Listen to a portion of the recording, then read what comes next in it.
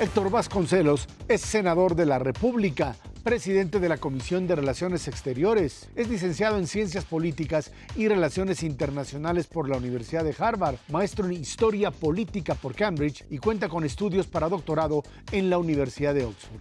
Tiene una larga trayectoria en la administración pública. Fue director general de difusión fiscal de la Secretaría de Hacienda, coordinador de asuntos especiales de la Secretaría de Relaciones Exteriores, cónsul de México en Boston, embajador de México en Dinamarca, Noruega e Islandia y asesor de la Secretaría General de la UNAM. También fue director general del Festival Cervantino. Es miembro fundador y secretario de Mexicanos en el Exterior y Asuntos Internacionales de Morena.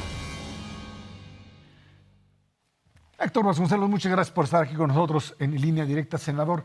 Derecho de asilo, a raíz, por supuesto, del evento de Evo Morales, se habla de a quién se le debe dar asilo político, si es, pues solamente está destinado a grandes políticos como tales, a políticos afines a un régimen, o esto es, en el caso mexicano, una tradición que no necesariamente estaría circunscrita solamente a la figura de alguien a la que se le tiene pues algún tipo de afecto o admiración por su trayectoria. ¿Por dónde va el derecho al asilo? Desde luego no es solamente para los amigos o para los estadistas afines, ni siquiera exclusivamente para figuras públicas.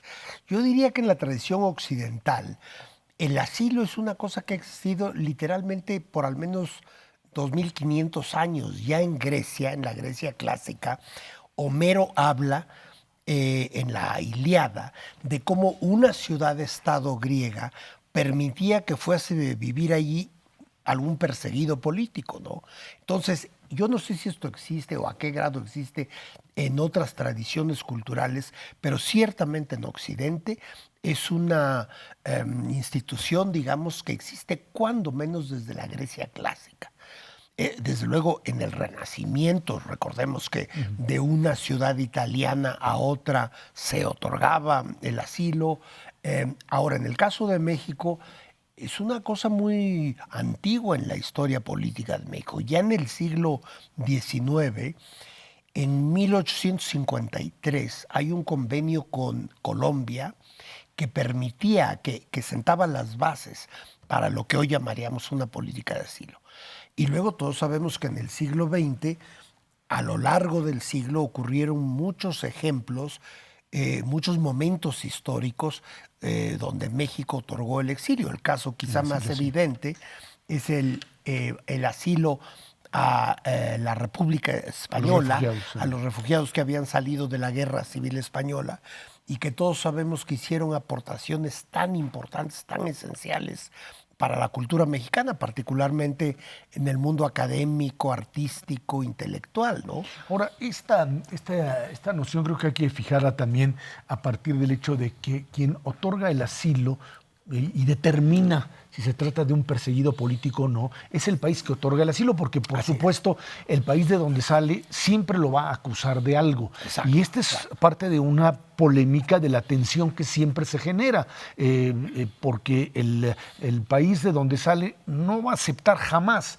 que se trata, o por lo menos el gobierno de ese país, que se trata de un perseguido. Siempre habrá el argumento de que es un delincuente o es alguien que robó algún tipo de, o tuvo algún tipo de delito que haya cometido. O que era un peligro para el Estado.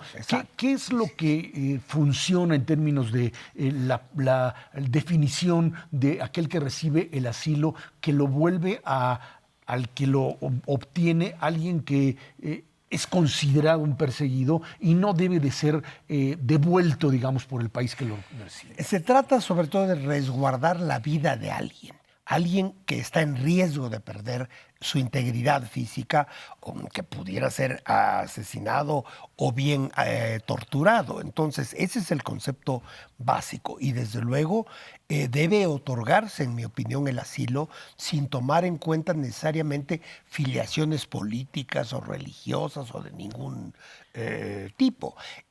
Hace un momento hablaba yo del exilio español como uno de los mejores momentos de la política exterior mexicana, como lo fue el caso emblemático de León Trotsky también, que cuando muchísimos países de Europa, de Asia, de América le negaron la entrada a Trotsky, que estaba literalmente asediado por la persecución stalinista, y México fue un país que le abre las puertas. Ya sabemos que esa historia tuvo un trágico final, pero no porque México le haya dado asilo, al todo lo contrario. El hecho de que haya podido entrar a México, cuando menos le permitió vivir algunos años más, escribir durante su estancia en México. Pero quiero mencionar que así como la cuestión del exilio español, yo diría que es el punto más alto de esta política de asilo que otorga México, el punto más bajo, que a mi juicio es una de las vergüenzas de nuestra historia, es cuando no le dimos a la comunidad judía, a los judíos que salían de la persecución causada por los nazis, al final de los años 30. Hay varios ejemplos, hay un caso muy célebre de un barco que fue devuelto, y hay que decir que tanto México como incluso los Estados Unidos y muchos países de América se negaron a otorgar asilo, cuando menos en el volumen que hubiese sido necesario, a estas personas que también estaban luchando por su vida y por la preservación más básica de los valores humanos. Es que el tema de asilo tiene que ver con lo que se denomina asilo político, o sea, es ser perseguido por sus ideas y no por la pertenencia a un determinado grupo. Se dice, por ejemplo, ¿qué pasa con los refugiados centroamericanos que llegan a México, a los que se les tendría que dar asilo político?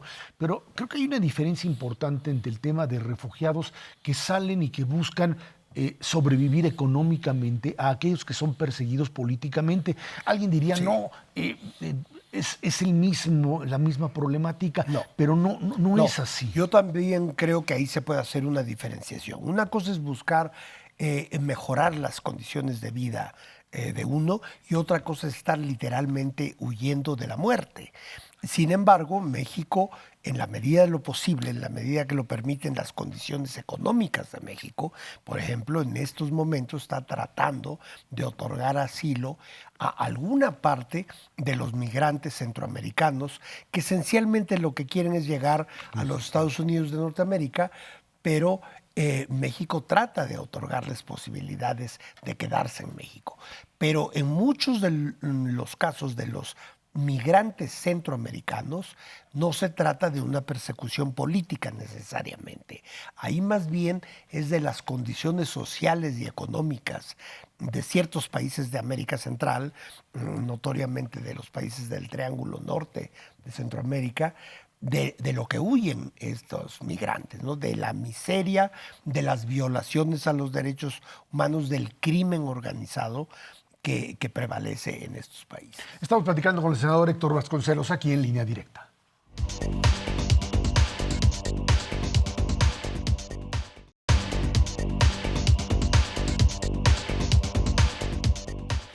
Senador Vasconcelos, cuando uno habla del derecho de asilo, uno tiene también que entrar en el detalle de qué pasa con estas personas que llegan a los países, se dice, y tendrían que recibir por parte del país que finalmente lo otorga alguna forma de vida, o sea, algún tipo, porque se dice, no, es que a tal o cual refugiado recibe más beneficios que otro. La idea del asilo político como tal, o del asilo, implica necesariamente también como política migratoria la necesidad de brindarle a aquel que vive en el país posibilidades de trabajo. De trabajo. Claro. Esto implica, en el caso mexicano podríamos decir, que hay una estructura o un mecanismo para absorber a estos refugiados, o en la medida de que se trata de grupos pequeños, esto tiene que manejarse a partir de lo que serían pues, cada uno de estos casos, sin que necesariamente exista una política pública al respecto. Yo creo que esto se maneja casuísticamente, en efecto. Y claro, las condiciones pueden ser muy, muy distintas entre un refugiado y otro. Hay gente altamente preparada, que puede entrar en las profesiones liberales, que puede entrar a la academia, en fin, a muchísimas actividades. En cambio, también hay refugiados con escasa preparación, pero todos tienen algo que aportar. Yo creo, soy un ferviente creyente en el valor de abrir las fronteras, y voy a citar dos casos de naciones que han sido conformadas básicamente por migraciones externas, los Estados Unidos de Norteamérica y Argentina, que han recibido tradicionalmente y por siglos migrantes, y yo creo que esa es la razón de que sean países una de las razones de que sean países tan altamente desarrollados.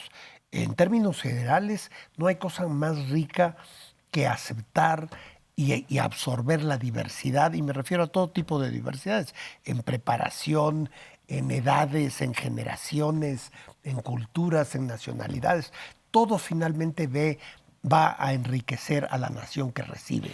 Cuando usted habla de este proceso de asilados políticos, migraciones que tienen que ver precisamente con gente que huye, en países que reciben a esas personas, ya sea por razones políticas o el otro caso que hablábamos de razones económicas, hay un rechazo de ciertos grupos en los distintos países que dicen estos migrantes vienen a desplazar, Exacto, estos migrantes vienen a quitarnos trabajos, oportunidades de etcétera. Y es, cuando uno lo escucha aquí en México, uno dice, ¿cómo es posible que nos quejemos o se utilice este argumento en nuestro país cuando es lo que nos sucede con los mexicanos en los Estados Unidos? El caso europeo es también muy claro. Hay toda una discusión con respecto a la llegada de musulmanes a Europa y su posible integración.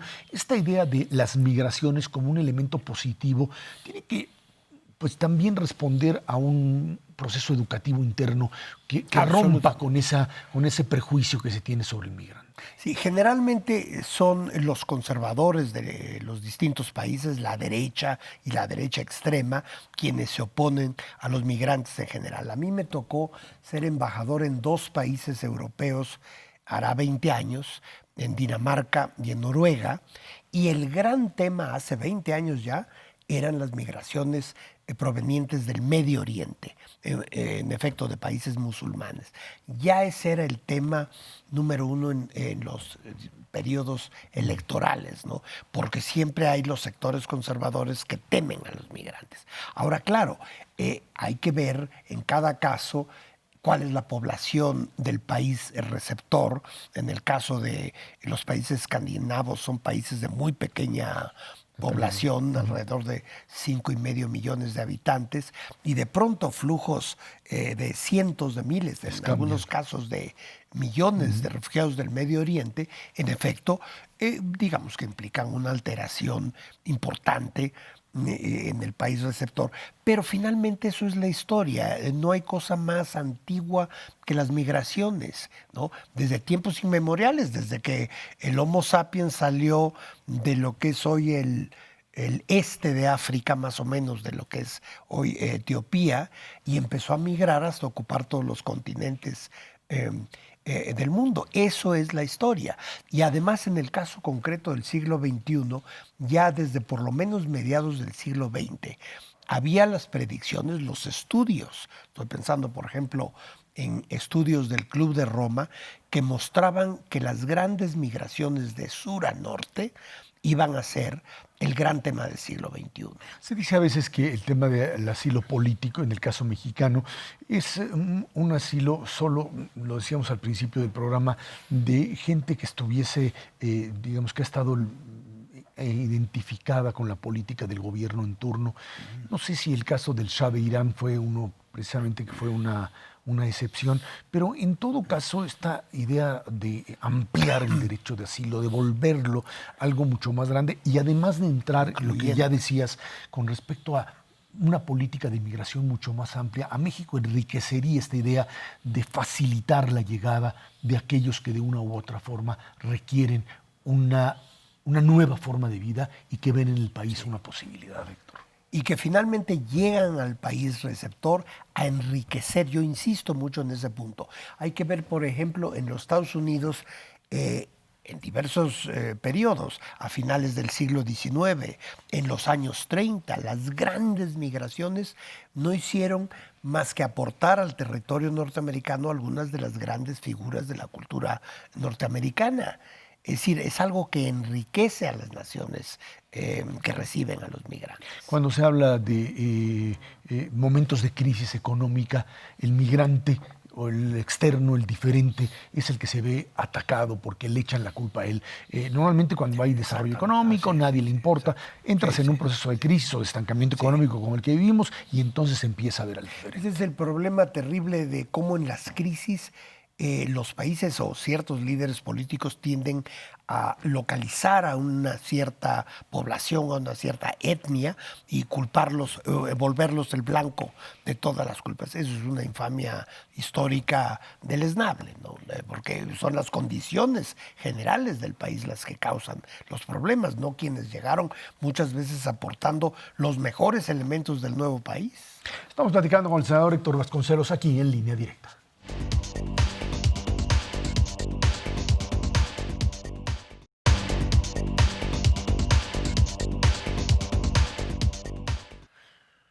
Senador Vasconcelos, cuando uno habla del fenómeno Evo Morales y la llegada de Evo a México, esto está ligado a una concepción muy clara. Hay quien, como el gobierno mexicano, dice se trató de un golpe de Estado, hay otros que dicen esto fue producto de una insurrección o de un fraude electoral.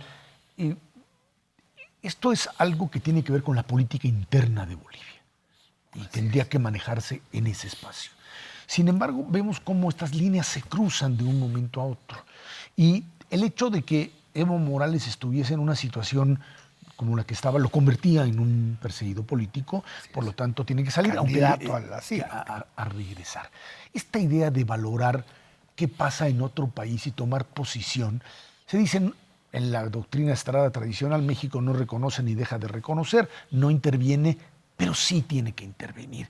Y esto es lo que nos lleva de un lado a otro en algo que cada vez es más complicado manejar porque hay presiones internacionales también, y hay también convicciones locales, convicciones propias del país que lo tiene que absolutamente, y de los gobiernos en turno, etc.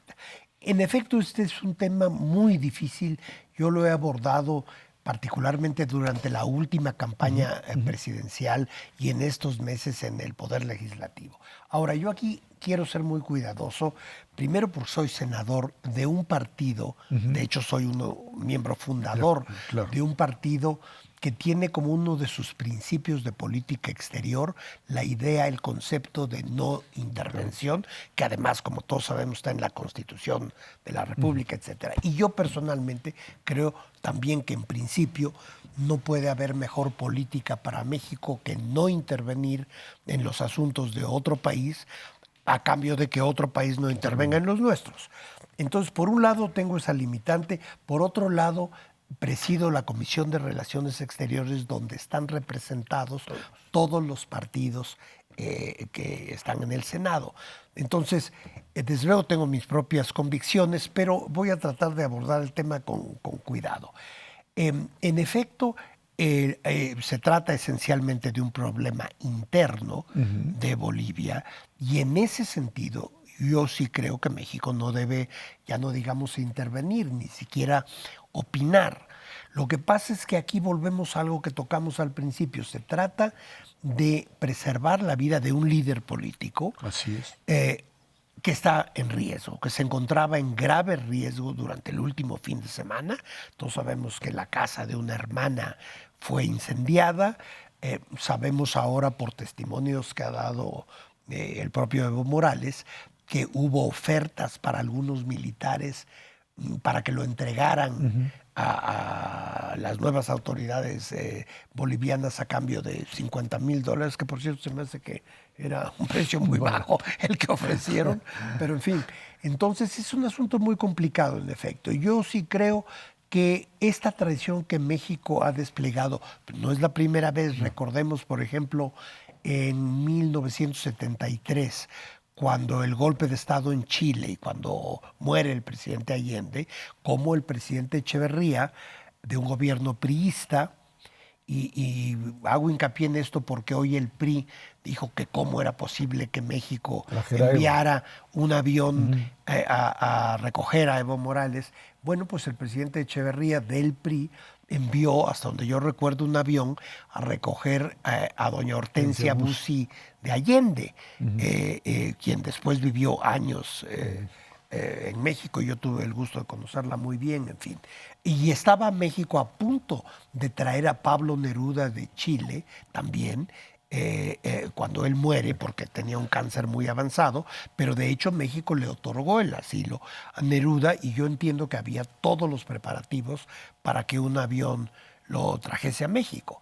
De modo que es una tradición en el caso de México y yo creo que es una tradición muy afortunada, como ya dijimos repetidas veces, para salvaguardar la vida de un personaje histórico, porque son personajes históricos, ¿verdad?, independientemente del juicio que pueda tener el gobierno mexicano sobre uno u otro. Aunque habría límites, ¿vería usted, por ejemplo, en algún momento un asilo político dado a un dictador, alguien como Somoza en México? Caray, sería absurdo. ¿Qué pregunta? No me hagas preguntas tan difíciles. No, porque desde el punto de vista filosófico, político, es que eso es, porque, ético. Uno puede, yo le diría esto. Uno puede criticar a Evo Morales lo que uno quiera, etcétera, pero finalmente se trataba de un gobernante que en uno había sido elegido, etcétera, y luego tienen un proceso interno. Así es. Cuando uno habla de y creo que hay que hacer exactamente la diferencia, no sé si estás de acuerdo, entre alguien que, es cierto, sufre un proceso interno, finalmente se desgasta lo que suceda, y alguien se le reconoce como perseguido. Y hay una figura que es la figura del dictador, y creo que de eso habría que establecer la diferencia, ¿no? Una línea divisoria. Finalmente, en las primeras elecciones del presidente Evo Morales creo que no hubo mayor cuestionamiento. Luego hay que decir, para no dejarnos llevar únicamente por los juicios que se refieren a los últimos meses o años de su administración, que es un presidente que tuvo indudables logros objetivos. Por ejemplo, el crecimiento de la economía boliviana durante el gobierno de Evo Morales fue de alrededor de 4%, que era el más alto índice de crecimiento de la economía en América Latina. La pobreza se redujo de alrededor de 36% a 10%. En fin, tuvo logros concretos. Y que no se le podría equiparar, sería absurdo equipararlo con los dictadores latinoamericanos tradicionales. No, claro, que además habían surgido de golpes de Estado justamente militares, que eran militares. Y hay una cosa que a mí me parece la más importante como logro de Evo Morales. Fue la primera figura histórica de Bolivia que le da un nuevo lugar a las comunidades indígenas locales.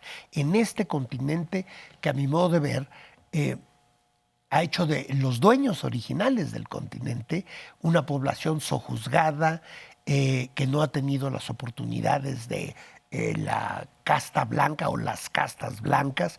Entonces, esta revaloración, este nuevo papel que Evo Morales le otorgó a las comunidades autóctonas, a las comunidades indígenas, la dignidad que les permitió desplegar, esto es, a mi modo de ver, el mayor logro de él.